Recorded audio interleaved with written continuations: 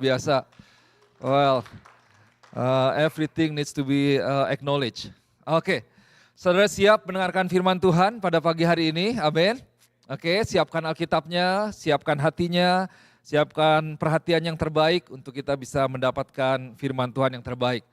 Saudara, kita udah sampai pada minggu terakhir ya, bulan Juli tahun 2025, nggak kerasa berarti udah bulan ke-7, udah setengah tahun lewat sebenarnya ya, 5 bulan lagi sampai ke akhir tahun. Ada banyak hal yang kita sudah pelajari bersama, terutama dalam khususnya dengan tema bagaimana kita bisa mengalami Roh Kudus di dalam kehidupan kita. Dan hari ini saya mau ajak buat kita boleh terus lebih dalam lagi, kita belajar tentang Roh Kudus Tuhan, ada amin. Kita belajar lagi bagaimana kita bisa hidup di dalam kemerdekaan. Tadi kita menyanyikan lagu bahwa there is freedom gitu ya, in the Lord gitu. Jadi ada di mana ada Roh Kudus, where the Holy Spirit is, there is freedom. Di mana ada Roh Tuhan, itu ada kemerdekaan. Itu yang harusnya terjadi dalam kehidupan setiap kita. Ada amin? Oke, saya kasih judul khotbah saya hari ini yaitu Walk by the Spirit. Atau ini, this is the key to a fruitful life. Kita belajar tentang bagaimana keinginan daging dan ada juga yang namanya keinginan roh. Nah, firman Tuhan atau Paulus katakan berkali-kali live by the Spirit and then be led by the Spirit and walk by the Spirit. Nah, saya mau ajak kita untuk bisa lebih dalam lagi bahwa sebenarnya kalau kita mau memiliki kehidupan yang sungguh menghasilkan buah, kita perlu benar-benar berjalan di dalam Roh Kudus. Nah, minggu lalu kita belajar bahwa kehidupan kita ini ada dalam sebuah peperangan rohani yang tidak pernah berhenti. Gitu ya. Kita setiap hari kita mengalami peperangan dalam arti apa? Bahwa ada keinginan roh dan ada keinginan daging yang bertentangan. Nah, di sini ada satu firman yang bagus, kita lihat kembali dalam kitab Galatia pasal 16 dan ayat yang ke-17 ya. Dan nanti saudara lihat ada firman Tuhan di kitab yang lain yang sebenarnya menyatakan hal yang sama. Bagaimana keinginan roh itu bertentangan dengan keinginan daging dan keinginan daging itu sebenarnya bertentangan dengan Tuhan kita sendiri gitu.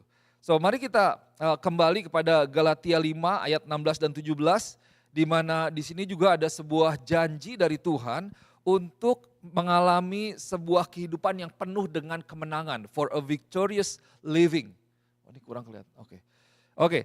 Firman Tuhan katakan seperti ini. But I say walk by the Spirit and you will not gratify the desires of the flesh. For the desires of the flesh are against the Spirit and the desires of the Spirit are against the flesh. For these are opposed to each other to keep you from doing the things you want to do. Bahasa Indonesianya dikatakan, maksudku hiduplah oleh roh, maka kamu tidak akan menuruti keinginan daging. Sebab keinginan daging berlawanan dengan keinginan roh dan keinginan roh berlawanan dengan keinginan daging karena keduanya bertentangan. Nah, ini menarik nih, Paulus bilang begini, sehingga kamu setiap kali tidak melakukan apa yang kamu kehendaki.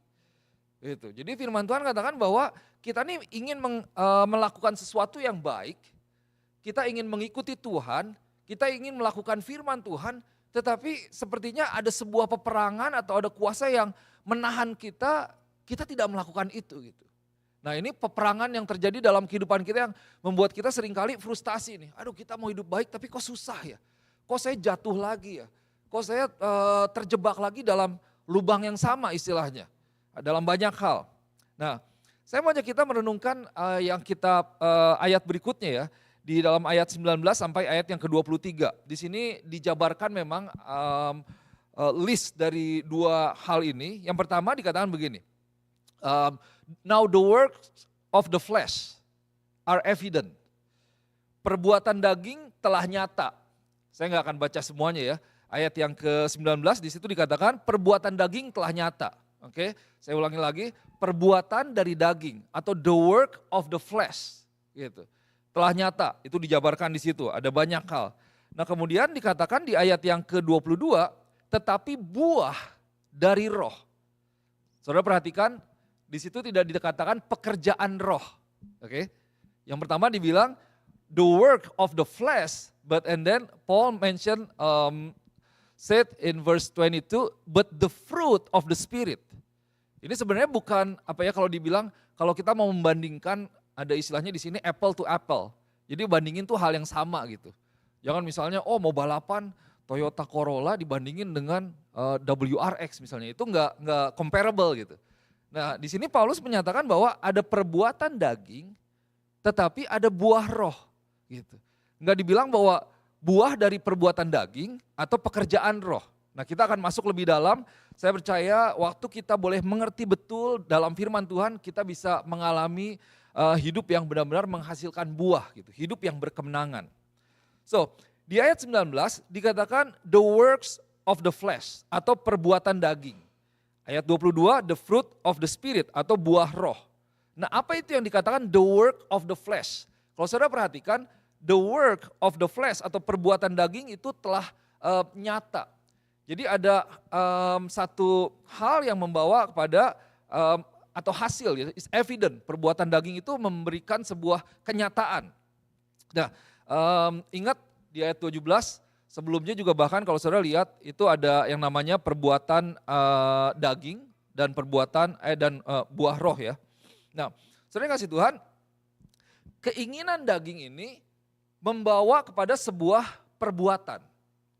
Jadi ada keinginan dalam diri kita yang akhirnya menghasilkan sebuah keputusan dan kita melakukan itu. So there is desires of the flesh, verse 17, ayat 17 dikatakan ada desires of the flesh, tapi ada desire of the spirit. Nah di ayat ini dibilang ada the work of the flesh and the fruit of the spirit. Jadi kita memiliki keinginan daging. Nah karena ada keinginan daging, itu membawa kita untuk melakukan sesuatu. Dan pada akhirnya itu menghasilkan sebuah perbuatan daging. Dan akhirnya menghasilkan apa yang ditulis dalam ayat yang ke-19 ini. Jadi ternyata keinginan kita itu desires, itu satu hal yang apa ya kalau dibilang satu benih atau satu api kecil yang bisa menghasilkan sesuatu hal yang besar. Hati-hati saudara dengan keinginan.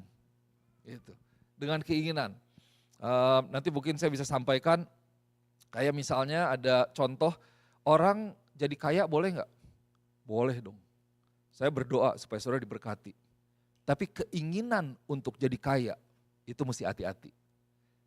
Karena keinginan itu yang membawa kepada kalau keinginannya salah diarahkannya, nah ini bisa jadi meninggalkan Tuhan dan lain sebagainya.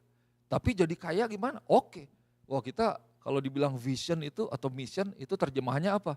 Ya huruf S yang digarisin itu 3 biji gitu, SSS gitu.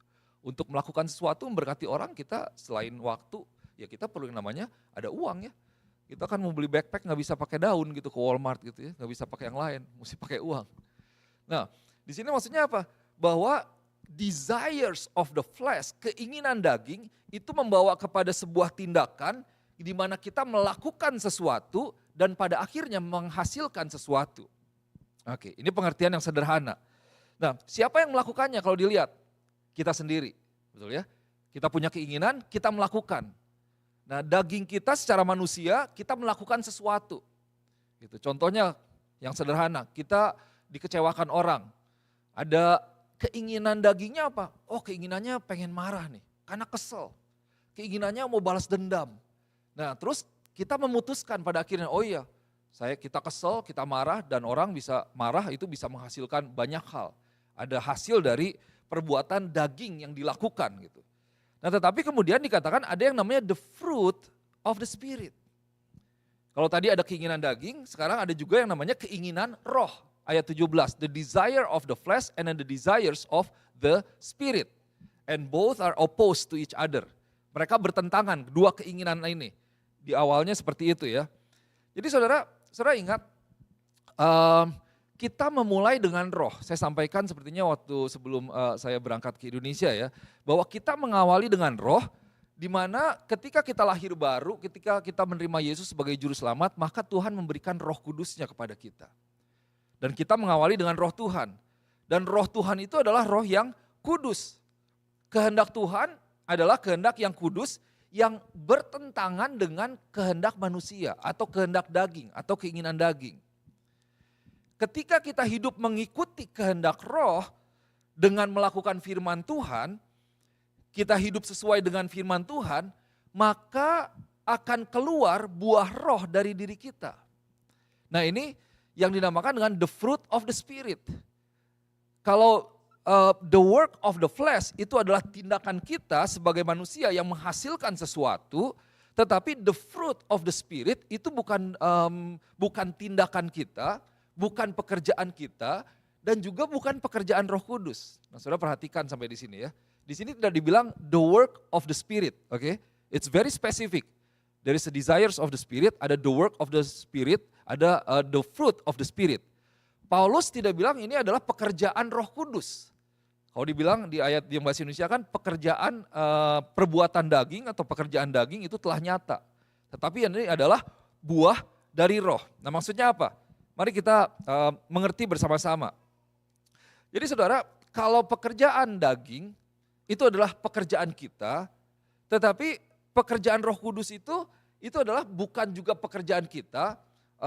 Buah Roh Kudus itu bukan pekerjaan kita, bukan pekerjaan Roh Kudus, bukan karena kita, tetapi karena Roh Kudus yang bekerja di dalam diri kita, yang memampukan kita untuk hidup kudus, untuk hidup sesuai dengan firman Tuhan, dan akhirnya karena kita hidup sesuai dengan firman Tuhan, ada buah yang keluar. Jadi yang kita lakukan apa? Bukan kita berusaha untuk memiliki buah-buah roh. Bukan kita berusaha untuk menjadi baik istilahnya. Tetapi kita berusaha dengan pertolongan Roh Kudus di dalam kita untuk taat kepada firman Tuhan. Dan karena ketaatan kita itu menghasilkan buah. Saya berdoa kita bisa mengerti sama-sama ya.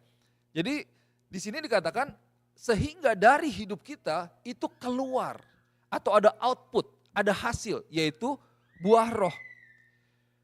Kalau saudara lihat di ayat yang ke-16, ada ayat 16, ayat 18 dan ayat yang ke-22, nanti saudara lihat ya, di situ di ayat 16 dibilang hiduplah oleh roh. Paulus bilang begitu. Ayat 18 kemudian dikatakan dipimpin oleh roh, be led by the spirit. Kemudian baru ayat yang ke-22 menghasilkan buah roh. Produce fruit of the spirit. Di ayat 22 kalau di dalam The Passion Translation ini lebih jelas lagi, ditulisnya seperti ini. The fruit produced by the Holy Spirit within you. So it's not the work of the Spirit, it is not the work of the flesh or our work, but it is the fruit produced by the Holy Spirit within you. Buah yang dihasilkan karena ada Roh Kudus dalam diri kita, akibat apa? Ketaatan kita terhadap firman Tuhan. Nah, ini mungkin agak sedikit konsepnya kita mesti mengerti ini. Jadi Paulus ini mengatakan seperti ini.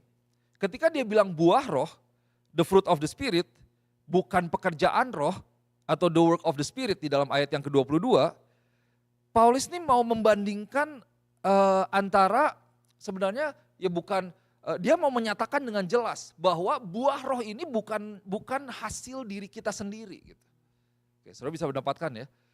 Saya terangkan nanti saya kasih contoh. Bahwa buah roh ini bukan usaha kita, jadi bukan usaha kita untuk menghasilkan buah, tetapi itu adalah hasil secara otomatis yang keluar, yang dihasilkan dari hidup kita karena kita dipimpin oleh roh, karena kita taat terhadap firman Tuhan.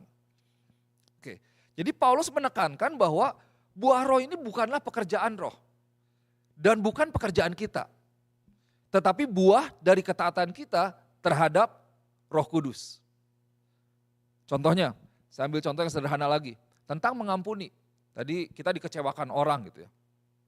Kalau kita mengalami konflik itu kan menghasilkan sebuah kalau dibilang ada kekecewaan, ada kemarahan gitu, ada kekesalan gitu, namanya konflik gitu ya. Berarti ada keinginan atau ekspektasi yang tidak terpenuhi atau ada salah ngerti dan tingkat kedalaman kekecewaannya itu bisa bermacam-macam. Nah, ketika kita mengalami konflik, hati kita nggak damai, betul ya? Kayaknya kesel gitu, jadi nggak bisa kerja, nggak bisa sekolah, nggak bisa mikir gitu, nggak bisa belajar.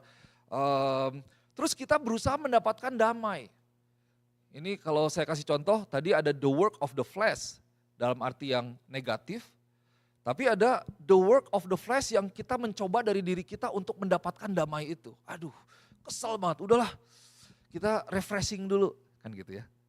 Refreshing dulu, lagi kesel nih, jalan-jalan dulu, oh healing dulu. Atau kita bilang, udahlah berapa sering kita nasihatin orang, lupain aja, nanti juga seiring dengan waktu hilang sendiri. Nah, sebenarnya itu tidak seperti itu. Biar udah berapa tahun kalau diingat lagi kita keselnya kembali itu. Damainya nggak ada, bener nggak? Balik lagi. Gitu. Wah malah tambah kesel gitu. Aduh pokoknya saya nggak mau berhubungan dengan orang itu. Tidak mau berkomunikasi dan seterusnya. Nah kita berusaha untuk mendapatkan damai.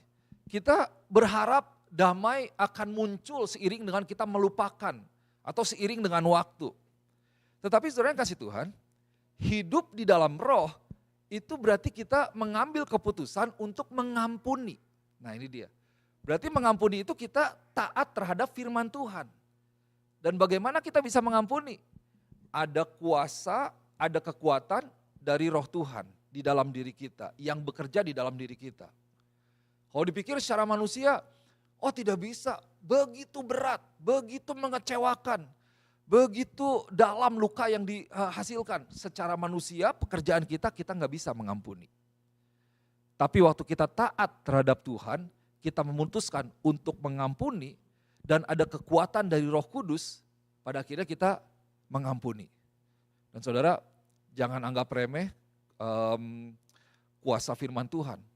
Sekali lagi bahwa pengampunan itu bukan bergantung kepada perasaan. Pengampunan itu adalah keputusan kita. Terlepas dalam-dalamnya engkau dikecewakan, sepahit-pahitnya engkau dikecewakan, sedalamnya luka yang terjadi dalam dirimu, ambil keputusan untuk mengampuni. Di sanalah engkau mengambil keputusan untuk taat terhadap firman Tuhan, dan pada saat yang sama Roh Kudus memberikan kekuatan kepada kita.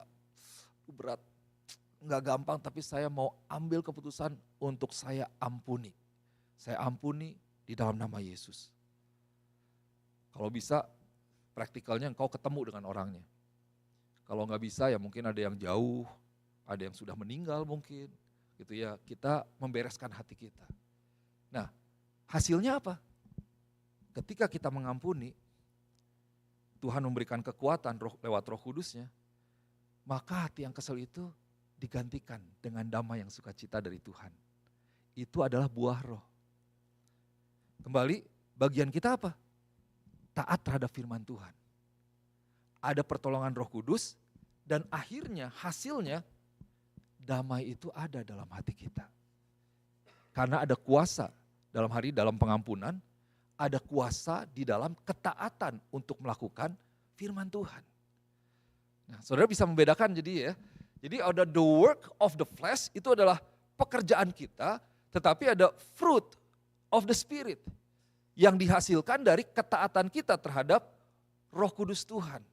Roh Kudus bekerja dalam diri kita, memampukan kita, memimpin kita, menuntun kita, dan pada akhirnya karena ketaatan kita terhadap firman Tuhan, maka buah roh itu dihasilkan secara otomatis, keluar dari diri kita. Itu yang luar biasa. Jadi bagian kita itu apa saudara yang dikasih Tuhan? Yaitu untuk taat terhadap firman Tuhan. Kenapa? Karena hidup kita ini kan untuk menyenangkan Tuhan, betul ya? Kita mau menyenangkan Tuhan dalam kehidupan kita sehari-hari. Bagaimana kita mau menyenangkan Tuhan? Caranya bagaimana? The way to please God is by walking by the Spirit and then being led by the Spirit and bearing the fruit of the Spirit. Jadi kalau kita mau menyenangkan Tuhan, yaitu dengan kita berjalan di dalam roh Tuhan, taat terhadap Tuhan, dipimpin oleh Roh Kudus, dan akhirnya kita menghasilkan buah roh. Di sanalah hidup kita itu menjadi hidup yang menyenangkan Tuhan kita, dan di samping itu juga menjadi hidup yang menjadi berkat buat banyak orang. Nah, artinya apa? Bahwa saudara yang kasih Tuhan, ada sebuah kesadaran akan Tuhan bahwa semua itu adalah dari Tuhan. Semua dari Tuhan, dan yang kedua ada sebuah penyerahan diri yang penuh kepada Tuhan, penyerahan kepada pimpinan dari Roh Kudus. Itu kita hidup menyerahkan diri kita sepenuhnya kepada Tuhan. Kalau dikatakan walking by the Spirit and then being led by the Spirit, saya sampaikan juga sebelumnya, itu berarti kita seperti baris ya, kita ikut aja. Kita berjalan di belakang Roh Kudus. Roh Kudus jalan kemana kita ikut, Roh Kudus pimpin kemana kita ikut, Roh Kudus arahkan kemana kita ikut. Dan disitulah perlu yang namanya sebuah penyerahan diri yang penuh kepada Tuhan. Gitu. Ada emosi, ada kekesalan, ada. Kita bisa bahas banyak hal. Kemarin di Kersel itu saya senang sekali, menarik sekali kita bisa lebih dalam lagi membahas itu baru mungkin satu poin atau satu hasil, satu buah yang dari the work of the flesh gitu, keinginan daging dan keinginan roh, wah itu dalam sekali kalau kita pelajari ya. Tetapi dari semuanya itu diperlukan satu hal yaitu ketaatan dan penyerahan diri yang penuh kepada Tuhan. Nah ini gak gampang. Kayaknya saya pernah sampaikan ya, jadi waktu saya di Sydney itu, kalau di Boston itu kan ada yang namanya Boston University. Nah saya pernah sekolah di satu universitas terkenal, namanya UTS. Ini bukan University Technology of Sydney, tapi saya bilangnya University of Total Surrender. Wah, itu saudara padang gurun saya itu waktu di Sydney 2 tahun itu. Wah saya pikirkan, hari itu hari pertama ya, saya datang, udah gitu diantar Pastor Nala, kan sempat ke dorm dulu, tempat anak-anak gereja tuh ada satu rumah kita pastori lah istilahnya ya, atau rumah misi atau apapun istilahnya begitu. Jadi tinggal di situ. Nah dari situ, oke, masukin barang, koper, dibawa ke rumah pastornya. Sampai di rumah pastornya, terus ngobrol sebentar, terus saya itu tinggalnya di belakang. Ternyata, dibawa keluar rumah. Jadi di luar rumah tuh kayak ada shed seperti itu tuh. Mirip banget. Cuma lebih besar sedikit, ada barang dan dibagi ada kamar gitu ya, ya buka langsung tempat tidur gitu. Jadi langsung ke cuman teras sepetak begitu, terus langsung rumput, halamannya besar gitu. Saya bayangin kira-kira kayak di rumah Iyo lah halamannya segitu, saya ingat. Dan di situ ada 5 anjing herder. Jadi kebayang gak, saya kenalan dulu tuh sama anjing-anjingnya semua gitu. Itu udah ngobrol sambil jet lag gitu ya. Aduh malam pertama, terus Pastor Nala udah pulang kembali gitu ya. Saya bilang, ini saya ngapain di sini ya? Saya nangis loh. Gitu. Aduh kenapa ya? Saya enak di Bandung, saya bilang. Dan sehari-harinya ternyata saya pikiran, wah kayaknya kalau dari gereja di Bandung kan, wah keren ya si Kawanai pelayanan, tinggal di Sydney gitu. Itu pekerjaan saya sehari-hari, itu saya ditugasin bersihin kotoran 5 anjing herder itu. Dari yang basah sampai yang udah kering gitu ya, yang masih coklat sampai yang udah putih, saya yang bersihin semua tuh. Setiap hari. Potongin rumput lah dan lain sebagainya. Jadi itu benar-benar sebuah pembentukan saya gitu. Dan memang udah ada nubuatan dari sebelum saya pergi. Nah ini lebih panjang lagi gitu. Jadi saya setia.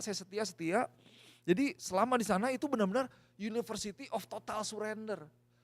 Jadi universitas untuk penyerahan diri penuh. Waduh itu gak gampang tuh, namanya penyerahan diri, melayani. Di sanalah pertama kali saya dikasih jari tengah sama satu anak yang lebih kecil, lebih pendek dari saya gitu ya, ngobrol-ngobrol, lu ya Nal katanya di depan muka saya. Aduh saya bilang ini anak ya kecil begini, kalau saya posisinya bukan pelayan di sini gitu, direktur misi dibilangnya kerennya gitu ya. Aduh ini udah beda cerita nih anak bener-bener ya saya bilang. Aduh tapi itulah penyerahan diri penuh, total surrender. Nah saudara kita ini adalah pelajar atau murid dari Universitas Total Surrender dalam hidup kita. Betul? Dan kita adalah pelajar atau lifetime students of University of Total Surrender. Kita nggak akan pernah, jadi nggak ada lulus-lulusnya istilahnya. Atau sampai akhir hidup kita akan terus belajar untuk menyerahkan diri kita secara penuh kepada Tuhan. Itulah sebenarnya yang Tuhan mau dan itulah sebenarnya yang Tuhan sangat inginkan gitu. Maksudnya Tuhan sangat hargai.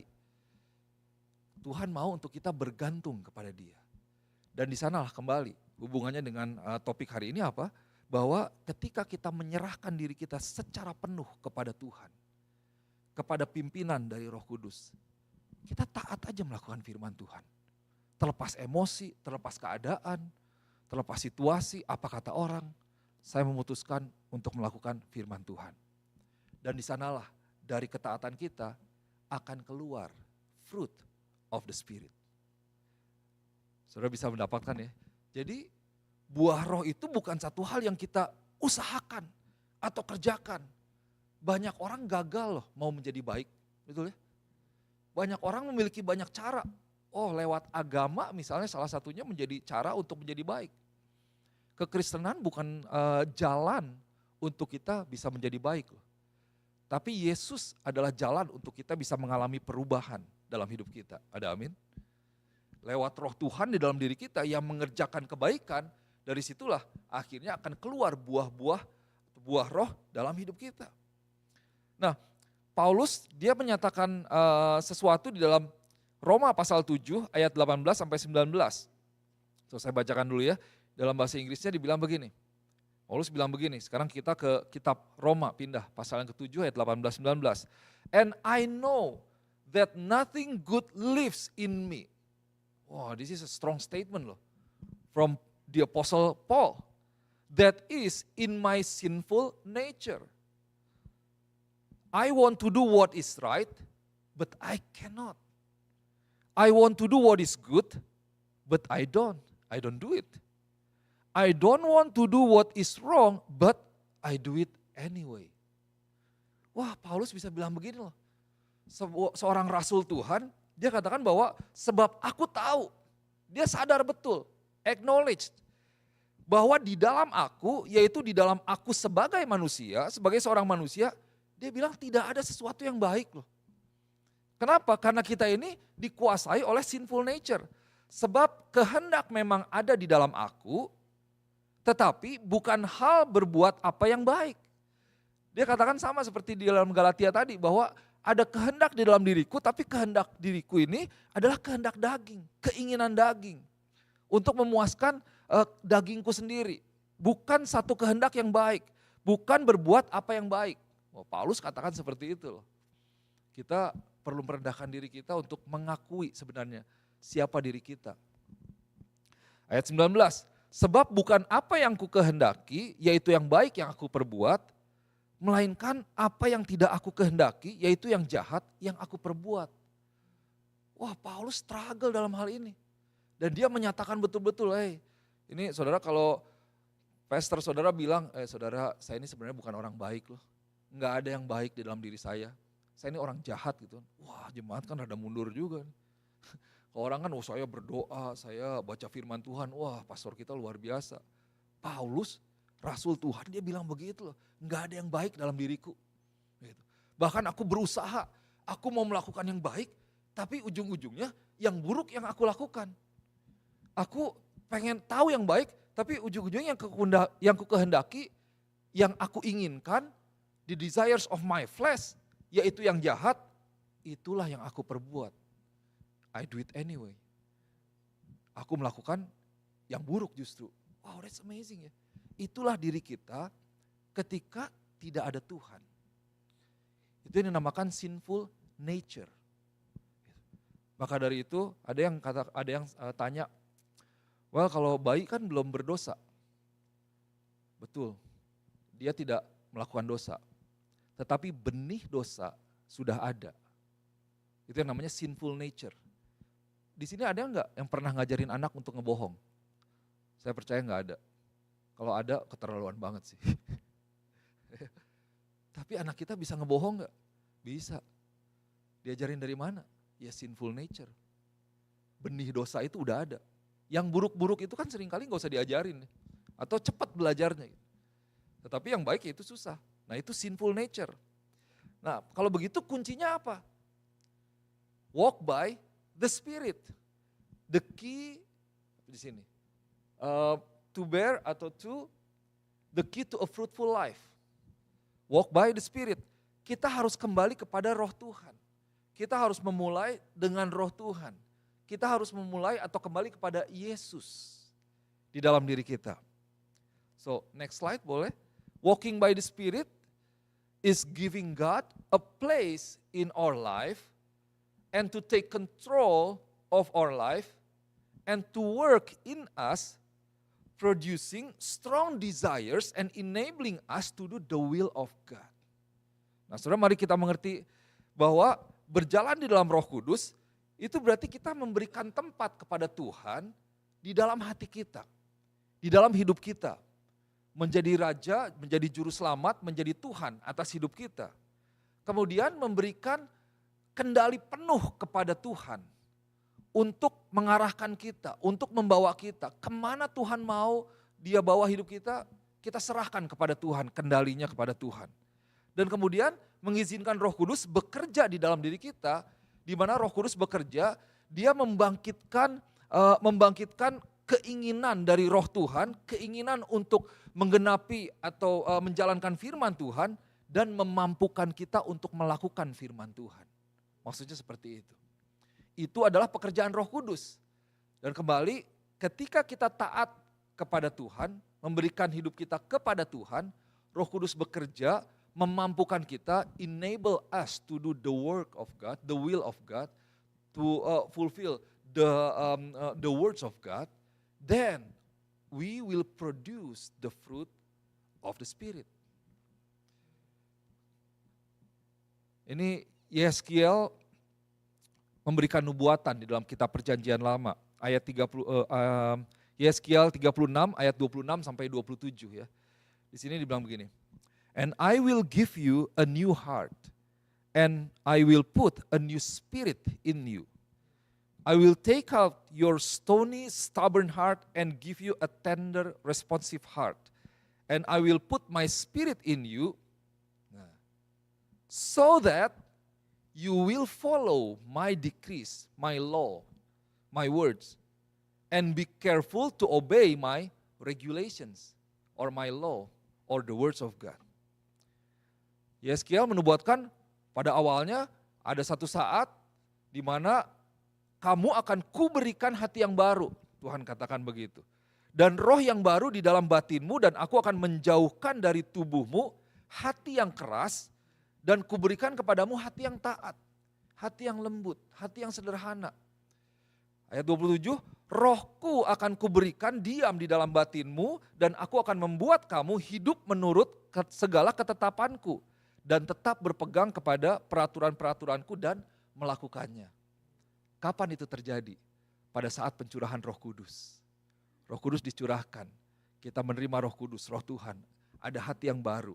Waktu kita mengatakan, Tuhan, aku orang berdosa, aku membuka hatiku untuk Yesus masuk ke dalam hatiku, menjadi raja, menjadi juru selamat, mengambil kendali penuh.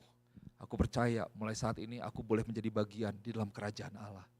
Dan kita memberikan kendali penuh kepada Tuhan. Di sanalah Roh Kudus bekerja dalam hidup kita. Jadi bukan pekerjaan kita, tapi kita mengikuti tuntunan dari Roh Kudus. Di mana kita berarti berjalan bersama-sama dengan Roh Kudus. Dan disitulah ada buah yang dihasilkan. Jadi saudara, ketika kita hidup atau ketika kita berjalan di dalam Roh, dipimpin oleh Roh, maka kita mengalami penggenapan dari nubuatan firman Tuhan ini. Di mana Roh Kudus bekerja dalam diri kita, menumbuhkan satu kerinduan yang kuat, strong desires, spiritual desires, the desires to fulfill the law, to fulfill the words of God, kerinduan untuk menyenangkan Tuhan, untuk melakukan firman Tuhan, untuk berjalan di dalam Tuhan, kerinduan yang lebih kuat dari memenuhi atau memuaskan keinginan daging kita. Nah, itulah pekerjaan Roh Kudus. Jadi ada desires of the flesh, ada desires of the spirit. Nah, waktu kita memberikan hidup kita kepada Tuhan, desires of the flesh ini, keinginan roh ini akan menjadi lebih kuat mengalahkan keinginan daging. Gitu. Hal yang sederhana, saya percaya saudara udah gak ada desires untuk mencuri ya di sini.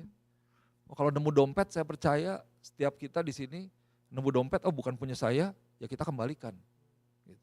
Karena bukan keinginan daging, tapi ada keinginan roh. Gitu. Saya kasih kesaksian ya. Kemarin dengan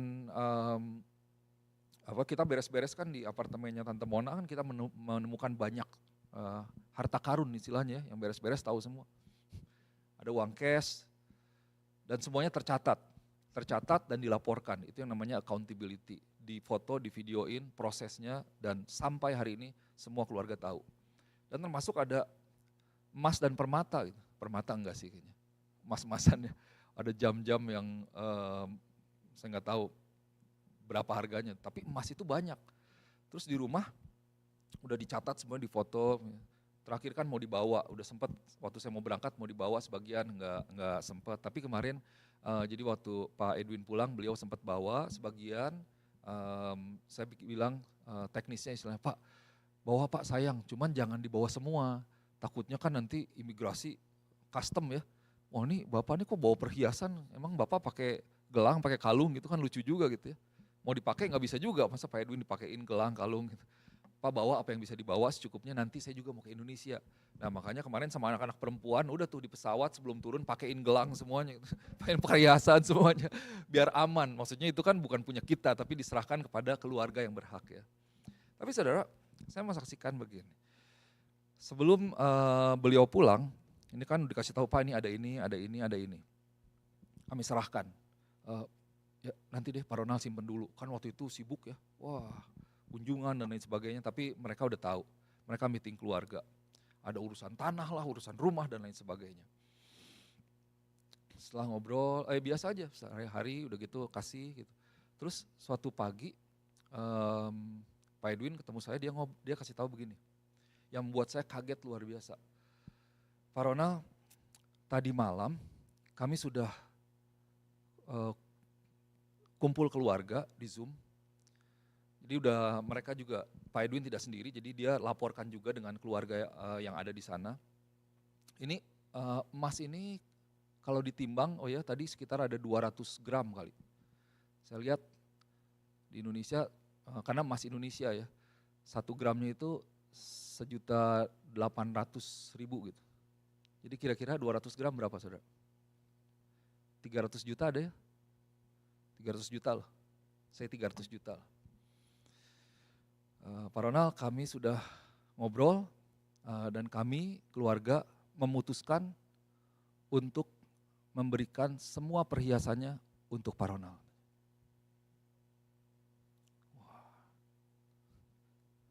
Nah saudara, kalau analisa tadi saya bilang bahwa ketika kita ke Indonesia dibawa semuanya dan dipakein ke semuanya. Saya bilang begini, wah kalau keinginan daging 300 juta men, 20.000 kali ya. Bukan saya yang ngomong loh, saya nggak minta, saya nggak nyinggung-nyinggung, nggak iman yang, nah ada nama iman harap-harap gitu ya. Nah itu nggak boleh tuh. Ya makanya saya selalu hati-hati kalau ngomong ke jemaat pengen sesuatu. Perhatikan, karena saya diajarin tuh, nggak boleh nyinggung-nyinggung. Oh iya ya, ke jemaat iya nih mobil udah jelek gini, aduh sering mogok gitu ya. Gimana? Nanti jemaat kasihan, pastor ini kan butuh mobil. Enggak, itu bukan nilai-nilai yang saya pegang. Itu enggak boleh tuh iman harap-harap gitu ya. Setelah itu wah saya kaget juga. Tapi kayaknya di hati saya, it doesn't sit right aja gitu in my heart. Kalau keinginan daging, ya sedikit sih kayaknya, wah gila 200 gram loh. 20.000, 300 juta bisa beli rumah lagi nih di Indonesia. Udah cepet malah, gampang, ini udah cash in hand istilahnya. Terus kayaknya Roh Kudus pimpin, saya bilang Pak, apa yang kita lakukan di sini semuanya, kita tidak mengharapkan sesuatu. Ini karena keluarga, kita memberikan yang terbaik untuk keluarga dan kita berkorban untuk keluarga. Itu adalah nilai-nilai yang kita pegang. Saya ajarkan dan kami hidupi bersama-sama. Dan ini semua, ini punya beliau. Dan ini ya karena beliau waktu itu saya lupa masih ada atau enggak. Jadi ini mohon diterima karena ini milik keluarga, bukan milik saya. Saya tidak mengharapkan ini sama sekali.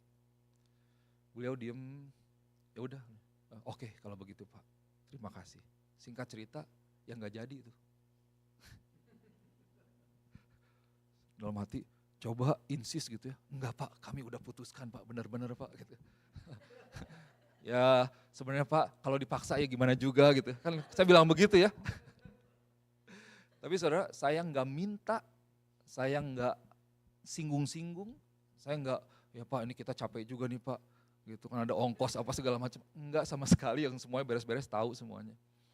Tapi buat saya bukan seperti itu. Kemarin saya cerita begini, ada satu orang yang sampaikan juga bahwa Tuhan itu tidak akan pernah berhutang.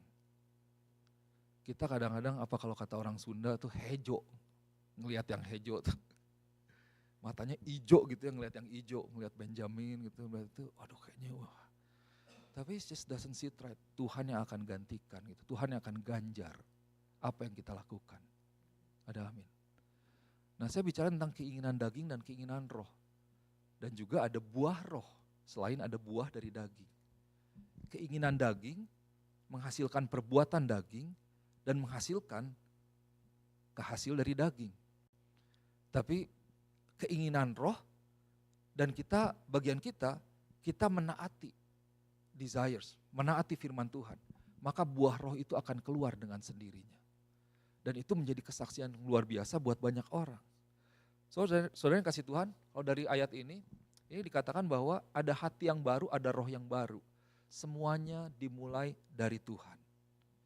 Nah, saudara, perjuangan kita, peperangan kita itu tidak berhenti. Dan kita perlu memiliki hati nurani yang murni, kita perlu melihat tujuan dari Tuhan, kita perlu memberikan penyerahan diri kepada Tuhan. Dan hari ini kalau kita renungkan, apakah sudah sepenuhnya kita mengikuti tuntunan dari Roh Kudus? Roh Tuhan itu ada, kehendak Tuhan itu ada, the desires of the Spirit itu ada. Tapi mana yang lebih kuat? Semakin kita menaati Tuhan, semakin kuat suara dari Tuhan. Dan semakin Roh Kudus bekerja dalam diri kita. Juga sebaliknya, semakin kita tidak mendengarkan suara Roh Kudus, semakin kita mengabaikan tuntunan Roh Kudus dan mengikuti kedagingan kita, maka ya kita akan semakin dibawa untuk jauh dari Tuhan. So hari ini saya mau challenge buat setiap kita, walk by the Spirit. Mari kita boleh berjalan di dalam roh Tuhan. Kita memberikan diri kita sepenuhnya kepada tuntunan Tuhan. Dan engkau, yang Paulus bilang bahwa walk by the Spirit, you will not gratify the desires of the flesh. Saya coba renungkan ayat ini maksudnya apa ya? Berjalan di dalam Roh Kudus maka engkau tidak akan, ingat there is the promise of not. Ada satu janji yang luar biasa ketika kita berjalan dalam Tuhan. Kita tidak akan, oh ternyata kuncinya seperti ini. Kunci untuk menghasilkan buah, yaitu bukan kita berusaha keras untuk membuat buah itu menjadi ada. Tapi kita perlu berusaha keras, memberikan yang terbaik, penyerahan diri penuh untuk taat kepada pimpinan Roh Kudus. Dan di sanalah ketika kita taat, buah itu akan menjadi nyata. Amin. Mari kita berdoa. Let's pray. Bapa, kami mengucap syukur Tuhan, buat Tuhan yang boleh ada di dalam diri kami. Karena kalau Paulus sendiri mengatakan bahwa tidak ada yang baik di dalam diriku. Bahwa semuanya jahat. Dan aku mencoba melakukan yang baik, tapi yang aku lakukan adalah hal yang jahat. Aku mau melakukan yang baik, tapi tidak aku lakukan. Tuhan, hamba-Mu berdoa. Di dalam diri kami Tuhan yang kami tahu bahwa ada sinful nature. Tapi kami tahu bahwa ada kuasa yang lebih besar. Ada roh yang lebih besar yang ada di dalam diri kami Tuhan. Berdoa di dalam nama Tuhan Yesus. Buat jemaat Tuhan, buat gereja Tuhan. Biar kami boleh mengalami pertolongan, bimbingan dari Tuhan. Dan kami boleh terus berjalan di belakang Roh Kudus, dalam pimpinan Roh Kudus. Untuk boleh selalu taat terhadap firman Tuhan. Melakukan firman Tuhan. Terlepas keadaan, terlepas berita yang ada, terlepas emosi yang kami miliki atau luka yang begitu dalam yang kami miliki Tuhan. Tuhan tolong kami, ajar kami, pimpin kami untuk kami boleh melakukan firman Tuhan. Sehingga ketika kami melakukan firman Tuhan, buah roh itu boleh menjadi nyata. Buah yang boleh dinikmati oleh banyak orang, yang boleh memberkati banyak orang dan pada akhirnya menyatakan Yesus, membawa kemuliaan bagi nama Yesus, bagi banyak orang Tuhan. Terima kasih Bapa. Hamba-Mu berdoa boleh ada satu transformasi di dalam pola pikir kami Tuhan. Ada perubahan transformasi yang nyata di dalam hati kami Tuhan. Di dalam pikiran, perasaan dan kehendak kami. Kami boleh tidak dipimpin oleh keinginan daging, tapi kami dipimpin oleh Roh Kudus dan keinginan Tuhan, keinginan Roh Tuhan, kehendak Tuhan itu boleh menguasai diri kami semakin kuat sehingga kami bisa mengatasi keinginan daging kami Tuhan. Dan hidup kami boleh menjadi hidup yang menyenangkan Tuhan. Terima kasih Bapa, hamba-Mu berdoa dimeteraikan firman Tuhan. Di dalam nama Yesus kami berdoa mengucap syukur. Haleluya. Amin. Amin.